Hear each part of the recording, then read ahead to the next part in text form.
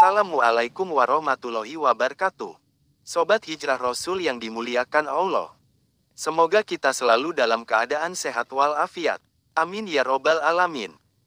Dahulu kala ada perseteruan hebat antara iblis dan manusia.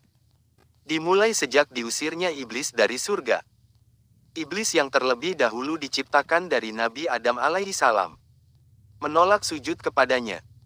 Hal ini membuat Allah Subhanahu wa Ta'ala murka dan mengeluarkan iblis dari kenikmatan surga.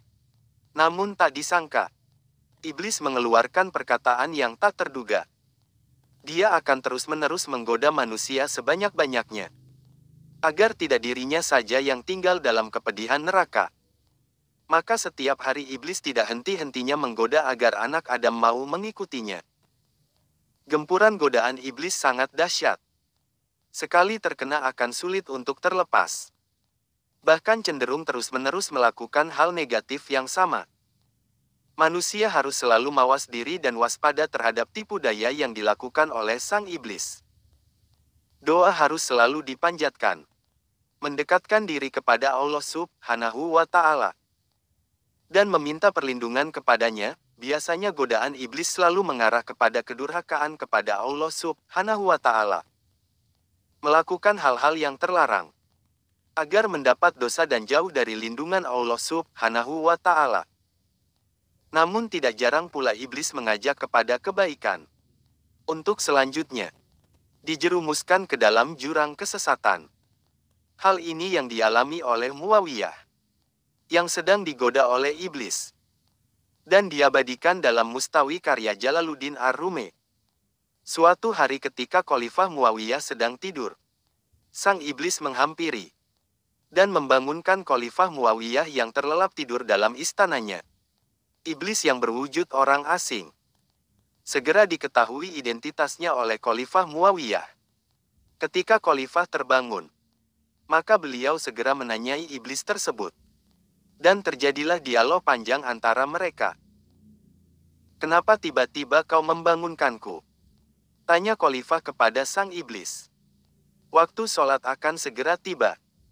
Dan aku khawatir jika engkau ketinggalan melaksanakannya." Jawab si iblis. "Tidak mungkin engkau membangunkan diriku untuk tujuan itu. Tugasmu adalah menyesatkan manusia dari jalan yang benar." Ungkap sang Khalifah, menanggapi pernyataan iblis. "Ketahuilah wahai Khalifah, walaupun aku sempat membangkang kepada Allah Subhanahu wa Ta'ala, namun 700 tahun aku sempat mengabdi kepadanya. Aku tidak mungkin ingkar kepadanya.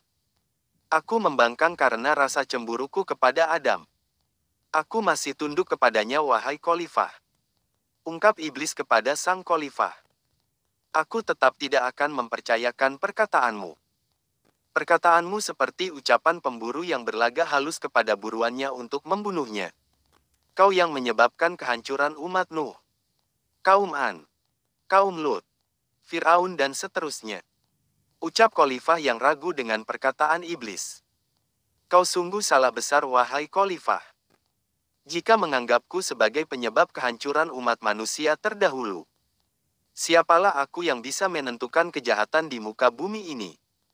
Aku hanyalah hamba Allah yang sedang tidak berdaya di hadapan kekuasaannya." Ucap iblis raya meyakinkan Khalifah.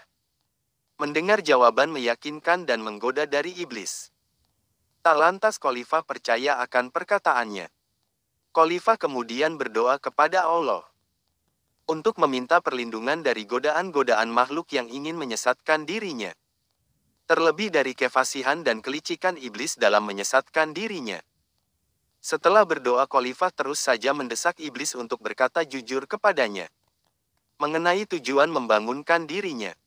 Sang Khalifah mendesak, namun sang iblis terus saja berkelit. Sang iblis terus mengutarakan pendapatnya bahwa penyebab kehancuran umat manusia terdahulu adalah kecerobohan dan nafsu jahat manusia itu sendiri, bukan campur tangan dari sang iblis. Hal ini semakin membuat Khalifah geram dan muak dibuatnya. Akhirnya kemarahan sang Khalifah membuat iblis mengungkapkan kejujurannya perihal kenapa dia membangunkan dirinya. "Baiklah, Aku akan mengungkapkan tujuanku yang membangunkanmu untuk melaksanakan sholat tepat waktu wahai Khalifah. Jika engkau tertidur dan kehilangan waktu sholatmu, maka engkau akan sangat menyesal. Penyesalan itulah yang akan membawa dirimu pada zikir kepada Allah Subhanahu wa Ta'ala. Dengan rasa penuh penyesalan, zikir penuh penyesalan itu lebih aku takuti daripada sholatmu wahai Khalifah. Karena setiap zikir yang penuh dengan penyesalan kepada Allah akan bernilai 200 kali lebih banyak daripada sholat atau doa yang biasa engkau lakukan. Ungkap iblis kepada Khalifah. Dan itulah salah satu godaan iblis terhadap manusia. Dari kisah ini,